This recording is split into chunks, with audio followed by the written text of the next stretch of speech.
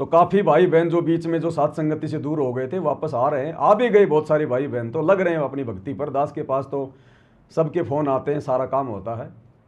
और बाकी जो भगत भाई बहन है उनसे भी मेरी प्रार्थना, भाई कोई दिक्कत नहीं, मुझे तो अपना नौकर समझ लो यार, कोई मतलब कुत्ता समझ लो, क्या दिक्कत है।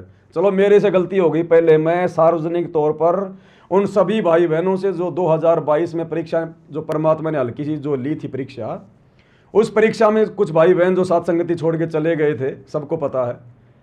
तो भाई चलो मैं पवन दास अपनी तरफ से कान पकड़ के माफ़ी मांगता हूं कि भाई उस समय हो सकता है मेरे से कोई गलती हुई हो और मेरी गलती के कारण आप लोगों को अच्छा नहीं लगा होगा, आप लोग चले गए। लेकिन अब आप लोगों के आंखों के सामने सारे काम है इस मैनेजमेंट के, अब वहाँ कुछ नहीं है, ना भक्ति है, ना भगवान है, ना मर्यादा है। और अब साथ संगति के अलावा भाई जाओगे कहाँ तुम। तो अब दास कान पकड़ के माफ़ी मांगता है, कोई दिक्कत नहीं भाई, छोटा भाई समझ के माफ़ कर दो, मैं नीच हूँ, उस समय मेरे से गलती हो गई, अब तो कम से कम वापस आ जाओ भाई, बाद में मौका नहीं मिलेगा भगत जियो। एक बार निकला समय फिर नहीं मिलेगा।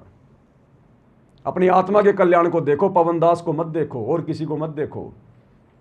तुम्हें अच्छे से पता है, तुमने खूब देख लिया 2-3 साल में उस मैनेजमेंट में भी जाके।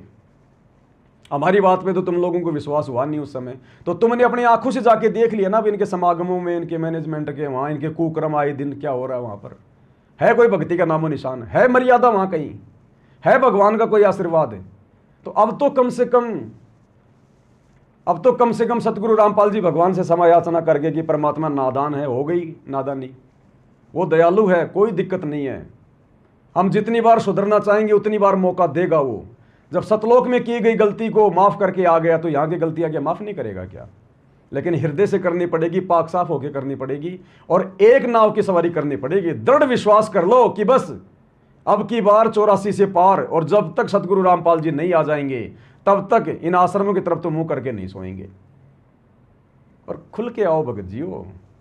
अरे ये राजनीतिक पार्टियां क्या है, ये कुछ लेना देना नहीं है, अंत में सब ये जो है गधे बनेंगे। और फिर भी देखो कैसे खुल के गांव में खुल के सपोर्ट करते हैं कि मैं बीजेपी का, मैं कांग्रेस का, और तुम भक्ति मार्ग में छुप रहे हो, तुम भक्ति मार्ग में डर रहे हो। या तो आत्म कल्याण का मामला है, राजनीति में उनको मिलता क्या गांव वालों को सिवाय 2 समोसों के, और यहां तो मोक्ष मिलने जा रहा है और यहां भी छुपा रुस्तम का खेल खेल रहे हो। तो अब तो कम से कम खुल के आओ सामने, तब भगवान प्रसन्न होगा। ऐसे 2 नाव की सवारी में भगवान प्रसन्न नहीं होगा।